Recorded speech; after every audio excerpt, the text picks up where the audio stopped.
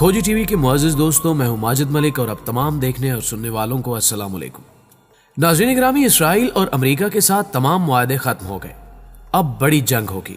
फलस्तीन के सदर ने बड़ा ऐलान कर दिया है, जिसके बाद इसराइल में खाना जंगी और मुस्लिम कुछ फसादात में इजाफे का खदशा पैदा हो चुका है। जबकि दूसरी जानिब शामी फोर्सेस ने ऐसे तहखाने दरियाफ्त किए हैं जहां इसराइली और अमरीकी साख्ता असलहा बड़ी मिकदार में जमा करके रखा गया था। क्या वाकई खित्ते में बड़ी गेम की प्लानिंग की जा रही है? क्या इसराइल और अमेरिका खित्ते से मुसलमानों का खात्मा चाहते हैं? आज की इस वीडियो में इसी पर बात की जाएगी। इसके अलावा आज की इस वीडियो में अफगानिस्तान के हवाले से रूस, चीन और पाकिस्तान के रद्द अमल से भी आपको आगाह किया जाएगा। मगर आगे बढ़ने से कबल नए शामिल होने वाले दोस्तों से इल्तमास है कि पहले खोजी टीवी को सब्सक्राइब करते हुए साथ मौजूद घंटी के बटन को भी दबा दें, ताकि आप हर खबर से बाखबर रह सकें।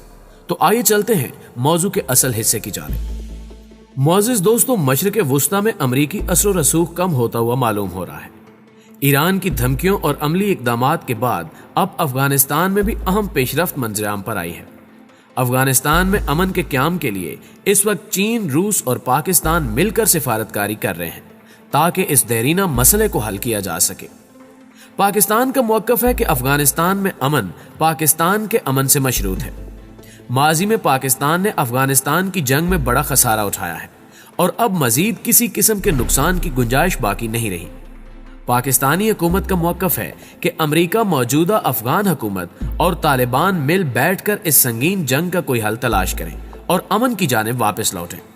इस ज़िमन में गुज़श्ता रोज़ एक अहम इजलास भी मुनक्किद किया गया, जिसमें अफगानिस्तान में अमन और मुफाहमत पर बातचीत की गई और अफगानिस्तान की आज़ादी, खुद मुख्तारी और अवाम के फैसलों की हिमायत का आदा किया गया। अफगानिस्तान के अहम सियासी कायदीन के दरमियान मुआहदे का खैर मकदम भी किया गया और इस इजलास में अहम ममालिक ने शिरकत की और कहा कि अफगान अवाम की क़यादत में बैनुल अक़वामी मुज़ाकरात अमन और खुशहाली के लिए अहम है।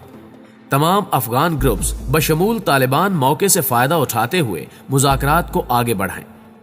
अफगानिस्तान में मुस्तकिल और जामे अमन का साथ दिया जाएगा।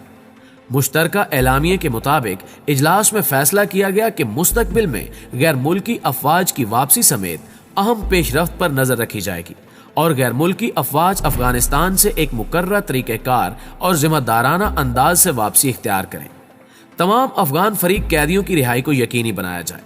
प्यारे दोस्तों, पाकिस्तान ने भी इस इजलास में अहम किरदार अदा करते हुए दुनिया के दूसरे ममालिक को समझाने की कोशिश की कि अफगानिस्तान में अमन कायम होने से पूरे जनूबी एशिया में अमन कायम हो सकेगा, क्योंकि पाकिस्तान का अजली दुश्मन भारत अफगानिस्तान की सरजमीन में बैठकर वतन अजीज के खिलाफ कार्रवाइयों में मुलव्वस रहता है, जबकि अफगानिस्तान की सरजमीन से ही कई ममालिक में दहशतगर्द भिजवाए जाते हैं और इस अमल से इस्लाम को बदनाम करने की कोशिश की जाती है।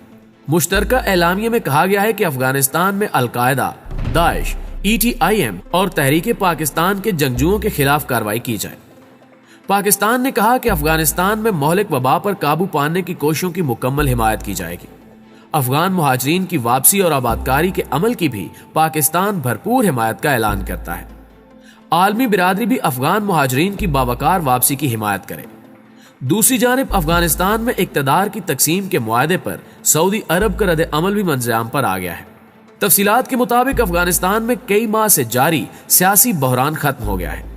मार्च में मुल्की सदर के तौर पर अलहदा हलफ उठाने वाले दोनों हरीफ सियासतदानों अशरफ गनी और अब्दुल्ला ने शिराकत इक़्तिदार के एक मुआहदे पर दस्तखत किए हैं। अफगान हुकाम ने बताया है कि अफगानिस्तान को गुज़श्ता कई महीनों से शदीद सियासी बहरान का सामना था, तहम अब सदर अशरफ गनी और मुल्क के साबिक चीफ एग्जीक्यूटिव अब्दुल्ला के माबैन इक़्तिदार में शिराकतदारी का एक बाकायदा मुआहदा तय पा गया है, जिस पर सऊदी अरब ने अफगानिस्तान में इक़्तिदार की तकसीम के मुआहदे का खैर मकदम किया है। नाज़रीन गिरामी, सऊदी वज़ारत खारजा ने एक बयान में अफगानिस्तान में इक़्तिदार की तकसीम के मुआहदे का खैर मकदम करते हुए उम्मीद जाहिर की है कि इस मुआहदे से अफगानिस्तान में अमन व इस्तेहकाम और सलामती को पायदारी हासिल होगी। सऊदी वज़ारत खारजा का कहना है कि अफगान अवाम की उम्मीदों की तकमील और तरक्की यकीनी बनाने में सऊदी मुमलिकत अफगानिस्तान के साथ है। यही नहीं, पाकिस्तान में तैनात जापानी सफीर ने अफगानिस्तान के सदर अशरफ गनी और डॉक्टर अब्दुल्ला के माबैन शिराकत इक़्तिदार के हवाले के मुआहदे का खैर मकदम किया। और इसे अफगान अमन अमल में एक मुमकिन पेशरफ्त के तौर पर हालिया सदारती इंतखाबात के बाद कई महीनों से तात्तुल का खात्मा करार दिया है। और हुकूमत जापान तवक्को रखती है कि इंटर अफगान मुज़ाकरात अफगान हुकूमत और अफगान अवाम की क़यादत में पायदार और जामे अमन की जानिब मुस्तहकम और तामीरी पेशरफ्त का पेशखैमा साबित होगा। जापान बैनुल अक़वामी बिरादरी के इश्तिराक से अफगानिस्तान के अमन व इस्तेहकाम में फ़ाल किरदार जारी रखेगा और इस सिलसिले में पाकिस्तान के साथ मिलकर काम करने का ख्वाह है। माहिरीन के मुताबिक मौजूदा हालात को देखते हुए ये कहा जा सकता है कि आलमी शख्सियात और चंद अहम ममालिक की अनथक कोशिश और मेहनत की वजह से यकीनी तौर पर अफगानिस्तान में अमन कायम हो सकेगा, जो कि एक खुश आइंद खबर है। मगर दूसरी जानिब एक अफसोसनाक खबर यह भी है कि जालिम के जुल्म जबर को सहते सहते फलस्तीन के सबर का पैमाना लबरेज हो चुका है। फलस्तीनी सदर महमूद अब्बास ने बड़ा ऐलान करते हुए दुनिया को खबरदार कर दिया है। फलस्तीनी सदर महमूद अब्बास ने इसराइल और अमेरिका के साथ दस्तखत करदा तमाम मुआहदे खत्म करने का ऐलान किया है और कहा है कि अब बड़ी जंग होगी। नाज़रीन गिरामी, इत्तलात के मुताबिक फलस्तीनी सदर ने हंगामी इजलास के दौरान ये ऐलान किया, जो मगरबी किनारे के बाज इलाकों को जम किए जाने के इसराइली मंसूबों पर गौर के लिए बुलाया गया था।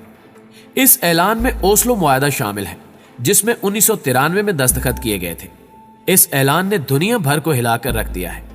सबसे दिलचस्प अमर यह है कि यह ड्रामाई ऐलान अतवार को हलफ उठाने वाली नई इसराइली हुकूमत की तरफ से मकबूजा मगरबी किनारे के हिस्सों को जम किए जाने के अंदिये के बाद सामने आया है। याद रहे कि नेतन्याहू शराकत इक्तदार के मुआहदे के तहत 1.5 बरस के लिए वज़ीर आज़म बने हैं। इसराइली वज़ीर आज़म ने अपनी इंतखाबी मुहिम के दौरान मगरबी किनारे को इसराइली खुद मुख्तारी में लाने का वादा किया था। यही वजह है कि फलस्तीनी सदर ने गुज़श्ता रोज कहा है कि मुआहदों को खत्म करने का मतलब यह है कि इसराइल को अब एक काबिज ताकत की हैसियत से बैनुल अक़वामी जिम्मेदारियों और फराइज का बोझ उठाना होगा।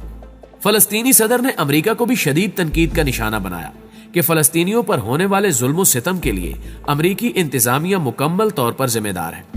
महमूद अब्बास का यह भी कहना था कि फलस्तीनी अवाम के खिलाफ इकदामात, गैर मुनसिफाना फैसलों और हर किस्म की जाहरियत पर काबिज इसराइली हुकूमत के साथ अमेरिकी हुकूमत भी बुनियादी शिराकतदार समझते हैं। फलस्तीनी सदर के इस बयान ने पूरी दुनिया को हैरान कर दिया है।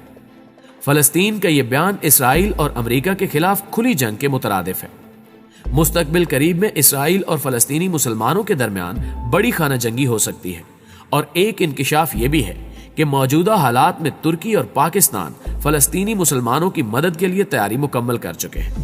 ताहम आने वाले वक्त में ये दोनों ममालिक क्या हिकमत अमली इख्तियार करेंगे, इस हवाले से कुछ भी कहना कबल अज़ वक्त है। मुअज़्ज़िज़ नाज़रीन गिरामी, यहाँ आपको एक और अहम खबर ये भी देते चलें कि शाम की सरकारी खबर रसां एजेंसी साना की रिपोर्ट के मुताबिक शामी फोर्सेज ने एक ऑपरेशन के दौरान इसराइली और अमरीकी साख्ता असलहा ढूंढ निकाला है। शाम के जनूबी इलाकों दरा और स्वेदा में होने वाले ऑपरेशन में इसराइली और अमरीकी मिसाइल्स और रॉकेट्स बरामद किए गए। हैरानकुन अमर यह है कि शामी फौज ने इस ऑपरेशन में जेरे जमीन खुफिया गारों, मुतअद्दिद गोदामों और जंगली इलाकों में जखीरा शुदा हथियार बरामद किए हैं और ये भारी असलहा किसी भी मुल्क के बेशतर हिस्से को खाकिस्तर करने के लिए काफी है। सवाल यह है कि अमेरिका और इसराइल की सरजमीन पर बनने वाला ये असलहा शाम कैसे पहुंचा? क्या अमेरिका और इसराइल मिलकर मुतनाज़े और काबिज इलाकों में असले के डिपो बना रहे हैं ताकि मुसलमानों के खिलाफ जंग जारी रखी जा सके? क्या ये वही असला तो नहीं है जिसे जनूबी एशियाई ममालिक में दहशतगर्दी की गर्ज से इस्तेमाल किया जाता है? और क्या भारत समेत मुस्लिम दुश्मन अनासिर को शाम की सरजमीन के थ्रू असला सप्लाई किया जाता है? यकीनी तौर पर आप जमीनी हकायक को समझ गए होंगे कि किस तरह गैर मुस्लिम कुव्वतें मुसलमानों को तहतेग करने में मसरूफ है। मशरिक़ वुस्ता के हालात भी अमरीकी हुकूमत, फौज और यहूदी कौम की वजह से आज इस नहज पर हैं कि अमन नाम की शय दूर दूर तक दिखाई नहीं देती, जबकि मुस्लिम हुक्मरान भी बराबर के जिम्मेदार हैं।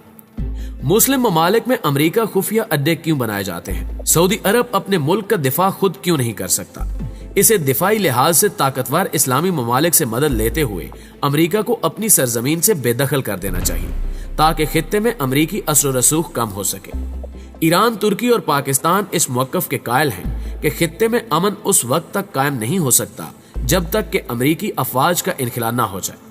उम्मीद है कि पाकिस्तान, ईरान, तुर्की और दीगर इस्लामी ममालिक की काफियों से मुस्तकबिल करीब में अमेरिका मशरिक वुस्ता से आउट हो जाएगा और यहाँ भी अमन का राज और खुशहाली का बोलबाला होगा। दोस्तों, आज की वीडियो आपको कैसी लगी कमेंट करके हमें जरूर बताइएगा। अगर वीडियो अच्छी लगे तो इसे लाइक करते हुए अपने दीगर दोस्तों के साथ भी शेयर जरूर कर दीजिए। जल्दी हाजिर होते हैं कुछ नई खबरों के साथ। तब तक अपना और अपने प्यारों का ढेर सारा ख्याल रखिए। अल्लाह निगहबान।